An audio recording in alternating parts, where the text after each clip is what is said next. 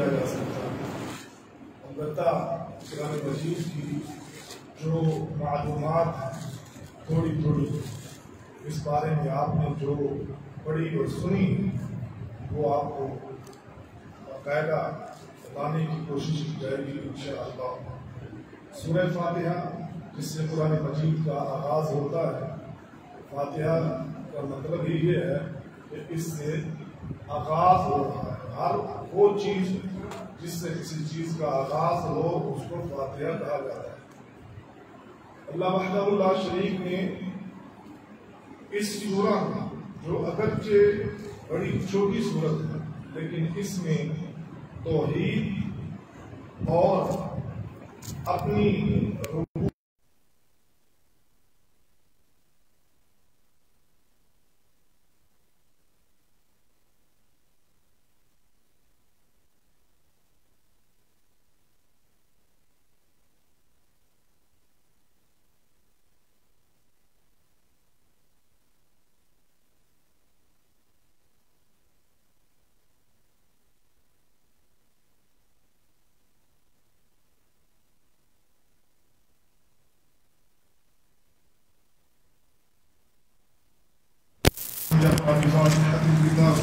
اس بندے کی نماز ہی نہیں ہوتی جو اپنی نماز میں سورہ فاتحہ کو نہیں پڑھتا. اور اس میں ہم ایاک نعبد و ایاک نستعین کا تکرار کرتے ہیں، یعنی ہر رکعت میں اللہ کے حضور اس بات کا اعتراف کرتے ہیں، اقرار کرتے ہیں کہ ہم تیری ہی عبادت کرتے ہیں اور تجھ ہی سے مدد چاہتے ہیں. اور پھر اللہ کے حضور ہم دعا گو ہوتے ہیں کہ اللہ ہمیں صراط مستقیم دکھا، ہمیں صراط مستقیم پر قائم اور دائم رکھ. اور ان لوگوں کا بھی تذکرہ ہے جن لوگوں پر اللہ کا غضب ہوا اور جو لوگ گمراہ ہو گئے. غضب ان لوگوں پر ہوا جنہوں نے حق کو جان بوجھ کر توڑا مروڑا، اپنی مرضی کے مطابق شریعت کو ڈھالنے کی کوشش کی، جو کہ یہودی تھے. اور گمراہ نصارہ کہ جن کی اکثریت جہالت پر مبنی تھی اور وہ دین کو، شریعت کو اس طرح نہ سمجھ پائی جس طرح اللہ وحدہ لا شریک نے اپنے پیغمبر کے ذریعے سے ان کو بتلایا تھا. سورہ بقرہ، اور اس کو سورہ بقرہ اس لیے کہا جاتا ہے کہ اس میں آگے چل کر گائے کا ذکر آئے گا کہ اللہ وحدہ لا شریک نے ان لوگوں کو حکم دیا تھا کہ تم گائے کو ذبح کرو، اور انہوں نے بڑی ٹال مٹول کرنے کی کوشش کی. آگے اختصار سے بتایا جائے گا. تو اسی مناسبت سے اس کا نام سورہ بقرہ رکھ دیا گیا. اور یہ طویل ترین صورت ہے. نبی کریم صلی اللہ علیہ وسلم عام طور پہ رات کی نماز میں اس کو پڑھا کرتے تھے، جیسا کہ عبداللہ بن عباس رضی اللہ تعالی عنہ فرماتے ہیں نبی صلی اللہ علیہ وسلم نے ایک رکعت میں سورہ بقرہ، سورہ النساء اور پھر سورہ آل عمران، ان تین صورتوں کو ایک ہی رکعت میں پڑھا. یہی وجہ ہے کہ پیارے رسول صلی اللہ علیہ وسلم کے قدم مبارک پر ورم آ جاتا تھا. سیدہ عائشہ رضی اللہ تعالی عنہ فرمایا کرتی تھی اللہ کے رسول آپ اس قدر مشقت کیوں کرتے ہیں؟ تو نبی کریم صلی اللہ علیہ وسلم کا جواب یہ ہوتا تھا افلا اکون عبدا شکورا، کیا میں اللہ کا شکر گزار بندہ نہ بنوں؟ تو ہم تو بہت ہی 24 گھنٹوں میں بڑا ہی مختصر وقت دیتے ہیں اور اس میں بھی ہمارے اکثریت جو ہے وہ بیزار ہو جاتی ہے. تو اس سورہ میں جو آغاز کیا گیا وہ الف لام میم سے کیا گیا، اور یہ وہ حروف ہیں جن کو حروف مقطعات کہا جاتا ہے، یعنی جدا جدا حرف، کٹے ہوئے حرف. اور ان کا معنی مفہوم اللہ کے علاوہ کوئی نہیں جانتا. اللہ تعالیٰ نے نبی کریم صلی اللہ علیہ وسلم کو نہیں بتلایا اور نبی کریم صلی اللہ علیہ وسلم نے آگے اپنی امت کو نہیں بتلایا. اس لیے جب بھی اس کے معنی مفہوم کی بات کی جاتی ہے تو یہ کہہ دیا جاتا ہے کہ اس سے مراد کیا ہے وہ اللہ ہی جانتا ہے۔ لا ریب فیہ ھدی للمتقین، اس میں کوئی شک نہیں اور متقین کے لیے ہدایت ہے۔ شک کس میں نہیں ہے، کس چیز میں نہیں ہے؟ دو چیزیں، ایک یہ کہ بہت سے لوگ یہ سمجھتے تھے کہ یہ نعوذ باللہ من ذالک اللہ کا کلام نہیں ہے، یہ اللہ کی طرف سے نازل نہیں کیا گیا۔ اللہ نے واضح کر دیا لا ریب فیہ تنزیل، یہ اللہ کی طرف سے نازل کردہ ہے، اس میں کسی قسم کا کوئی شک نہیں ہے۔ اور دوسری بات یہ کہ یہ یقینی بات ہے، حق اور سچ بات ہے، کسی قسم کا اس میں ظن نہیں ہے، کوئی گمان نہیں ہے، لا ریب فیہ۔ اور اس کو اللہ تعالیٰ نے لوگوں کے لیے ہدایت بنایا ہے، متقین کے لیے ہدایت بنایا ہے۔ اور پھر اہل ایمان کا تذکرہ، اہل ایمان کے اوصاف بیان کیے، کیا وہ نماز کو قائم کرتے ہیں، اللہ نے جو ان کو رزق دیا ہے اس میں سے وہ خرچ کرتے ہیں، اور پھر وہ اس چیز پر ایمان لاتے ہیں جو اللہ نے نازل کیا اس قرآن کی صورت میں بھی، اور جو اس قرآن سے پہلے کتابیں نازل ہوئی ہیں ان پر بھی وہ ایمان رکھتے ہیں، اور یوم آخرت پر ایمان رکھتے ہیں۔ اور ایمانیات میں سے جو حدیث جبریل بڑی معروف حدیث ہے، اس میں جب جبریل علیہ السلام نے اللہ کے رسول سے پوچھا کہ ایمان کیا ہے، تو انہوں نے فرمایا کہ اللہ پر ایمان لانا، اللہ کے رسولوں پر ایمان لانا، اللہ کی کتابوں پر ایمان لانا، اللہ کے فرشتوں پر ایمان لانا، یوم آخرت پر ایمان لانا، یہ ایمان ہے۔ اور اسی میں سے بعض کا ذکر یہاں کیا گیا کہ جو اہل ایمان ہیں ان کے اندر یہ اوصاف پائے جاتے ہیں، اور جن میں یہ اوصاف پائے جاتے ہیں اولئک علی ھدی من ربہم واولئک ھم المفلحون، وہ اللہ کی طرف سے ہدایت پر ہیں اور وہ فلاح پانے والے ہیں۔ یعنی جو مومن ہوگا، ان اوصاف کا حامل ہوگا، وہ اللہ کی طرف سے ہدایت پر بھی ہوگا اور فلاح پانے والا بھی ہوگا۔ اس کے متصل بعد اللہ نے کفار کا تذکرہ کیا، اہل ایمان کے بعد کفار کا تذکرہ کیا۔ اور کفار کون سے کافر؟ وہ کافر جو ان اوصاف کا انکار کرتے ہیں، جو اہل ایمان کے اوصاف تھے، ایمانیات میں سے کسی کا انکار کرتے ہیں، یا وہ کافر جنہوں نے جان لیا، سمجھ لیا، ہر چیز کا علم ان کے پاس آ گیا، پھر بھی ڈٹائی کو انہوں نے اختیار کیا، حق کو جاننے کے باوجود انہوں نے انکار کر دیا۔ تو ایسے کافروں کے بارے میں اللہ نے فرمایا کہ برابر ہے، ان کو ڈرایا جائے یا نہ ڈرایا جائے وہ ایمان نہیں لائیں گے۔ تو یہ بعض کافر ایسے ہوتے ہیں کہ جن کو سرے سے علم ہی نہیں ہوتا، جب ان کو تعلیم دی جاتی ہے، جب ان کو بتلایا جاتا ہے، وہ راہ حق کو قبول کر لیتے ہیں۔ لیکن بعض کافر وہ ہوتے ہیں جو ڈٹائی کو اختیار کرتے ہیں، حقیقت کو جان لیتے ہیں۔ اللہ وحدہ لا شریک نے سورہ بقرہ میں مدینہ کے جو یہودی تھے ان کا بھی تذکرہ کیا۔ سورہ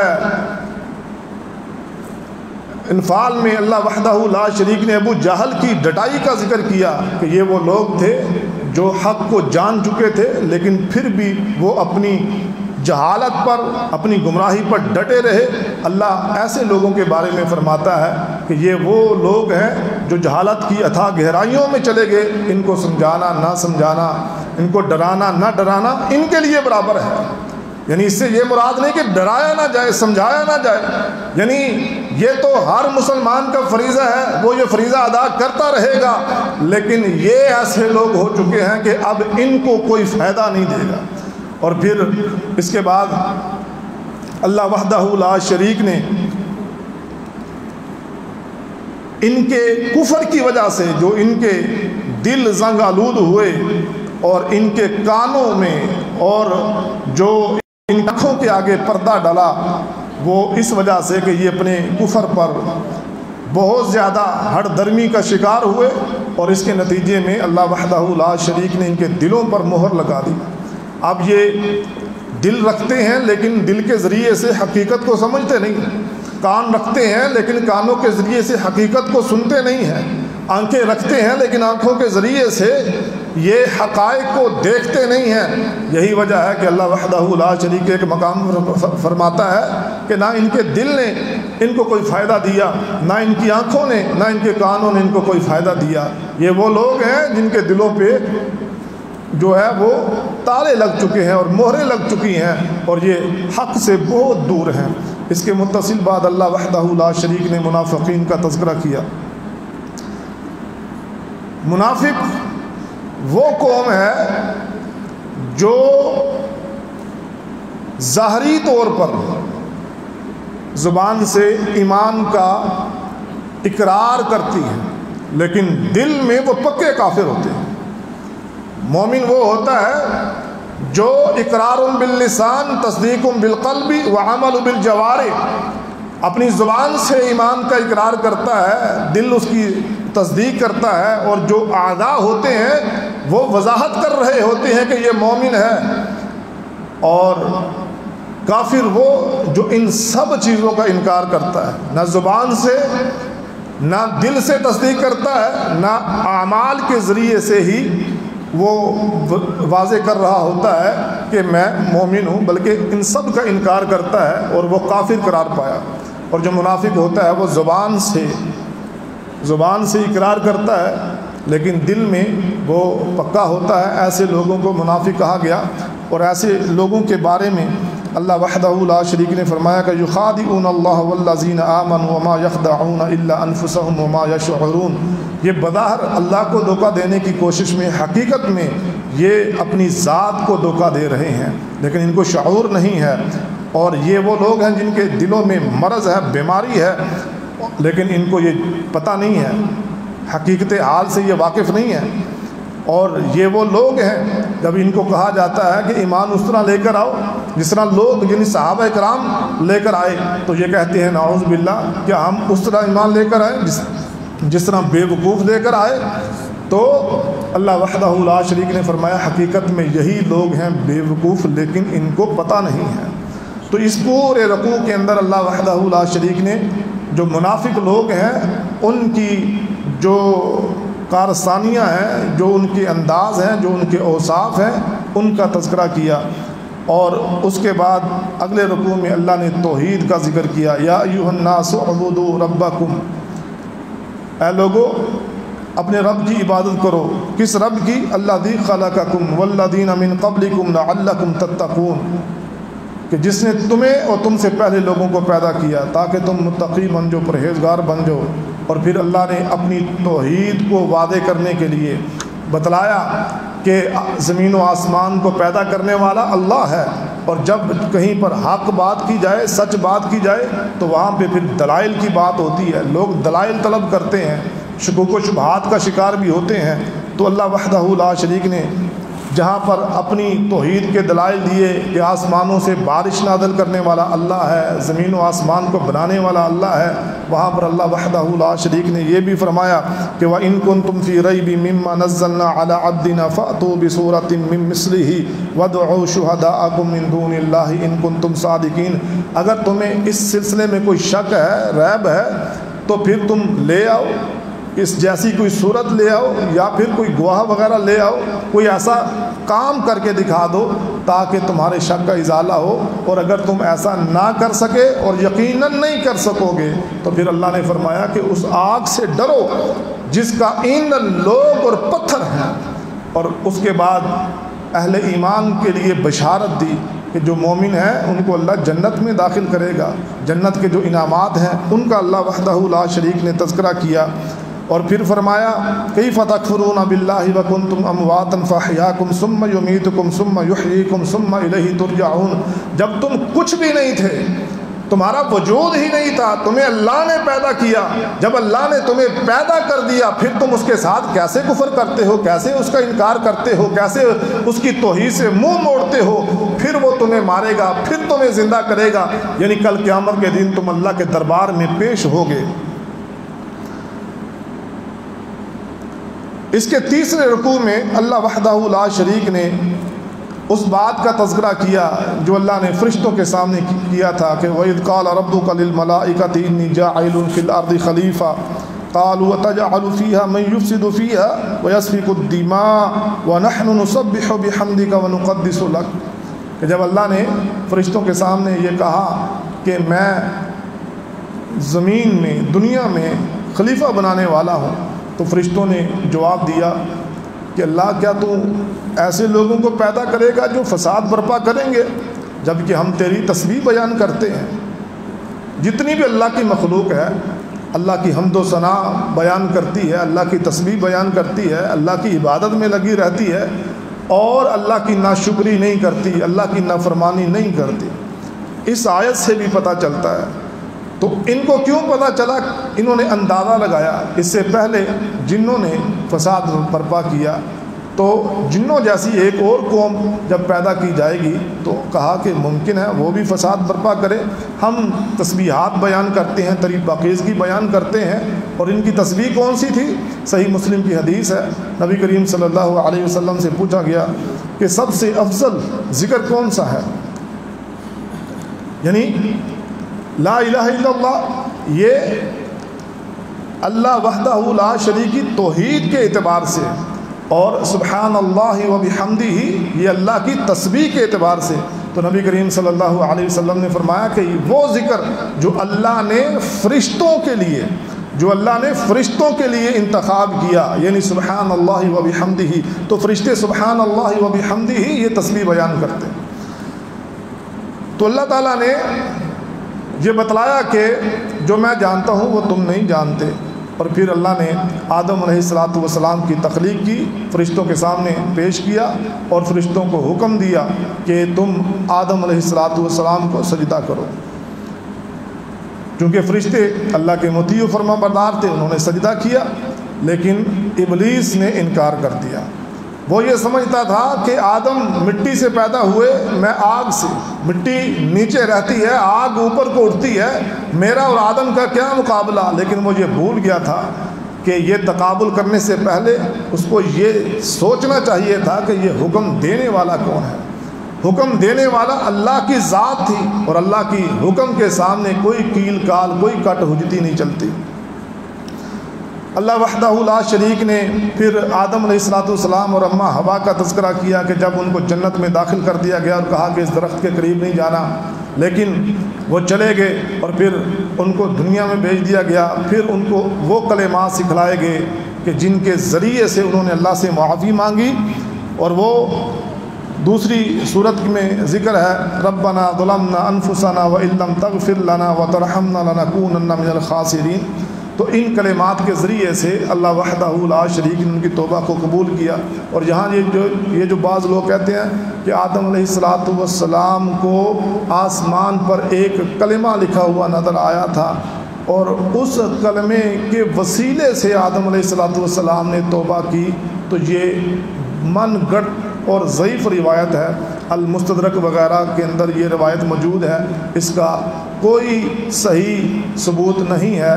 صحیح بات یہی ہے، قرآن مجید بھی اس کی گواہی دیتا ہے کہ ربنا ظلمنا انفسنا وان لم تغفر لنا وترحمنا لنکونن من الخاسرین۔ یہ وہ کلمات تھے جو آدم علیہ السلام کو سکھائے گئے، اور انہوں نے اپنے اللہ کے حضور یہ پیش کیے۔ اللہ وحدہ لا شریک نے ان کی توبہ کو قبول کیا۔ بنی اسرائیل کو اللہ وحدہ لا شریک نے جو ان پر انعامات کیے تھے وہ یاد دلائے، اور ان کو وعدہ پورا کرنے کا کہا، اور ساتھ ہی پھر نماز قائم کرنا، زکوٰۃ ادا کرنا، رکوع کرنے والوں کے ساتھ رکوع کرنے کا تذکرہ ہے۔ اور اس آیت سے یہ پتہ چلتا ہے نماز با جماعت فرض ہے، یعنی یہ نہیں کہ جب جس کا دل کرے وہ نماز پڑھ لے، با جماعت نماز فرض ہے۔ اور ان لوگوں کا بھی تذکرہ یہاں موجود ہے، اتأمرون الناس بالبر وتنسون انفسکم وانتم تتلون الکتاب افلا تعقلون، جو لوگوں کو نیکی کا حکم دیتے ہیں لیکن اپنی ذات کو بھول جاتے ہیں۔ تو اللہ وحدہ لا شریک ہمیں لوگوں کو بھی نیکی کا حکم دینے کی توفیق عطا فرمائے، اور ہمیں اپنا محاسبہ، اپنا تزکیہ کرنے کی بھی اللہ ہمیں توفیق عطا فرمائے۔ یا بنی اسرائیل اذکروا نعمتی التی انعمت علیکم وانی فضلتکم علی العالمین۔ اللہ نے پھر بنی اسرائیل کو اپنی نعمتیں یاد دلوائیں، اور ساتھ ان کو تنبیہ کی کہ ڈر جاؤ اس دن سے کہ جس دن کوئی دوستی کام نہیں آئے گی، کوئی شفاعت کام نہیں آئے گی، یعنی اللہ وحدہ لا شریک کے دربار میں کچھ بھی قبول نہیں کیا جائے گا۔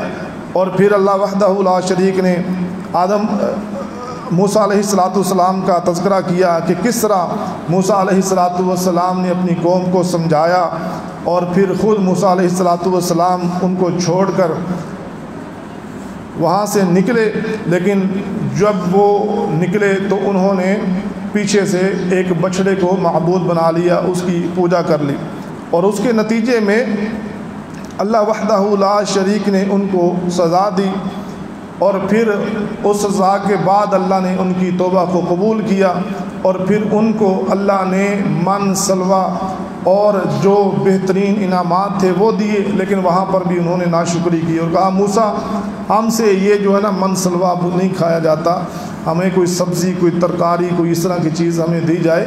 تو پھر انہوں نے جب یہ چیزیں اللہ کے حضور طلب کی موسیٰ علیہ السلام نے، تو پھر آج وہ ساری چیزیں آج بھی موجود ہیں، ترکاری کے طور پہ، سبزی کے طور پہ، جو انہوں نے مانگا تھا اللہ نے پھر وہ دے دیا۔ اب مسلمان اور دنیا کا ہر انسان اپنی کاشت کرتا ہے، محنت کرتا ہے، اور وہ سبزیاں اور وہ چیزیں کاٹ کر کھاتا ہے۔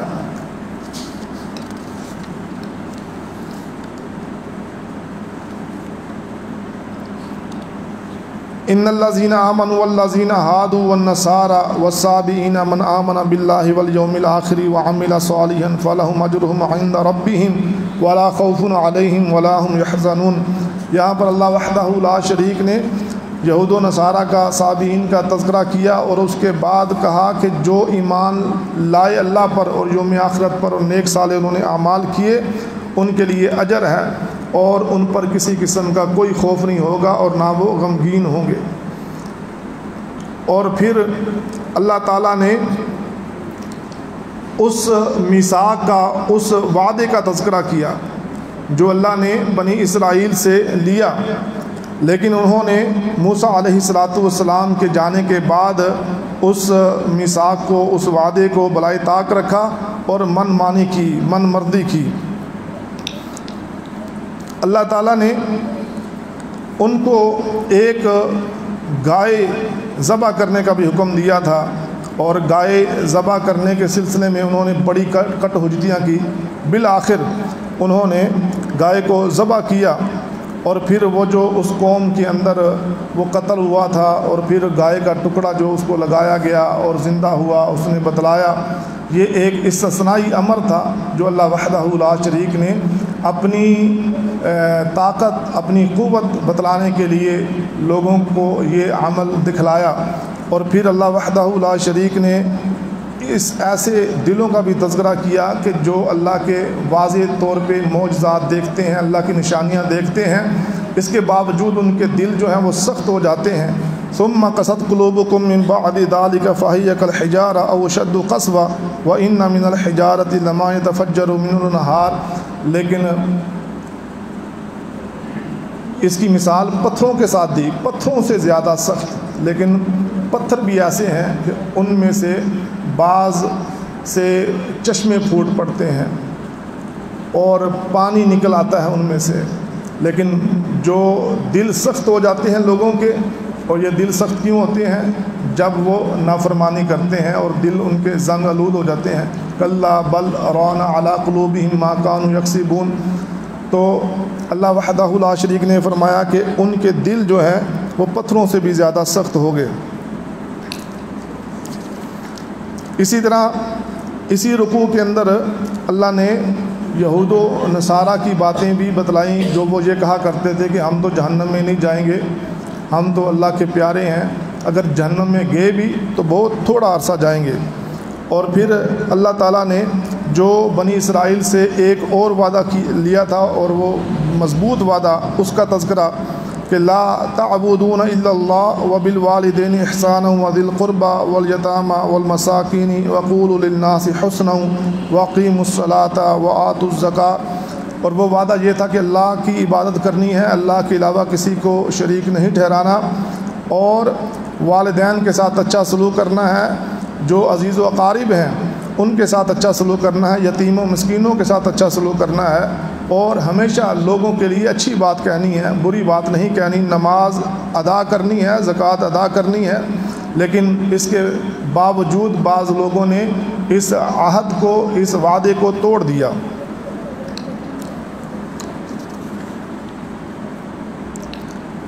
آج چونکہ یہ پہلا دن تھا اور شروع کے اندر تھوڑی وضاحت بھی زیادہ کی گئی ہے، جس وجہ سے ٹائم کچھ زیادہ لگا ہے۔ انشاءاللہ آئندہ جو خلاصہ یا تھوڑی معلومات ہیں وہ ہم مزید اس کو اختصار کریں گے، تاکہ وقت جو ہے وہ 20 منٹ سے زیادہ نہ ہو، تاکہ آپ کا جو روٹین ہے اس کے اندر یہ سارا کور ہو جائے۔ میں پہلے آپ کو بتلا چکا ہوں کہ اگر ہم بہت زیادہ بھی شارٹ کریں تو پھر بھی ہم اس کا حق ادا نہیں کر سکتے، تو میں نے اپنی طرف سے بڑی کوشش کی ہے کہ وہ بہت زیادہ مختصر کیا جائے، لیکن انشاءاللہ آئندہ یہ جو اگلے پارے آئیں گے مزید کم کرنے کی کوشش کروں گا۔ تو یہ اختصار کے ساتھ چند منٹ کی بات ہے، وہ مزید آپ سماعت کر لیں۔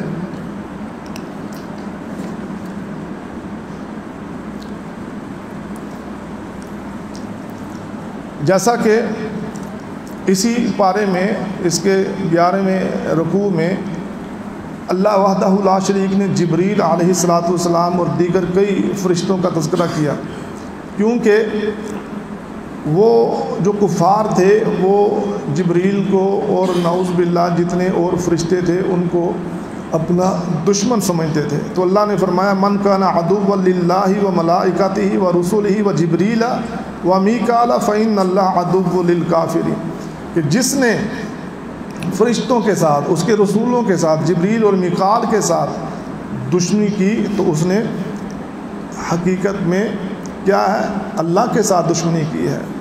اور پھر ہاروت اور ماروت کا تذکرہ۔ ہاروت اور ماروت یہ وہ دو فرشتے تھے جن کو اللہ نے آزمائش کے لیے دنیا میں بھیجا، اور لوگ ان سے جادو سیکھنے کے لیے آتے اور یہ ان کو روکتے تھے، منع کرتے تھے کہ یہ چیز درست نہیں ہے، لیکن لوگ پھر بھی ان کے پاس آتے۔ تو یہ ایک آزمائش تھی، لیکن وہ آزمائش میں پورے نہیں اترے، اور وہ جو اس وقت کا بہت زیادہ یہ جادو والا سلسلہ تھا اس میں وہ پھنس گئے۔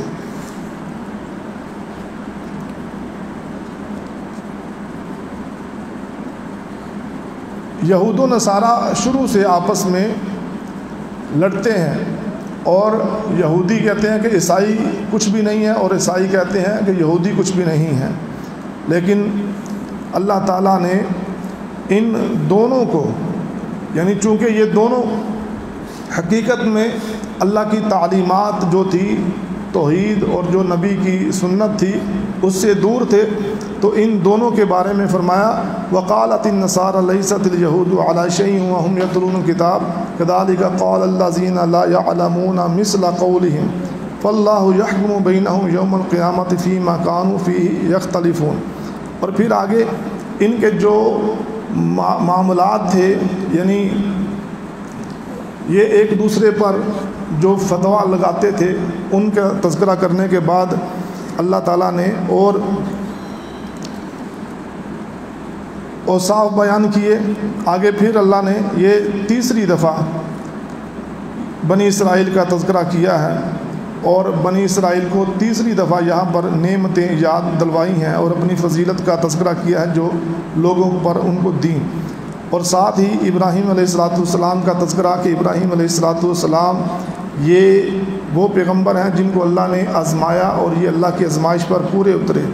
اور پھر ابراہیم علیہ السلام کی وہ خوبیاں جو انہوں نے بیت اللہ، اے ہمارے رب ہمیں جو ہے وہ اپنی ذات کے لیے مطیع و فرما بردار کر لے، اور ہماری اولاد میں سے امت مسلمہ کے لیے ایک امام بنا۔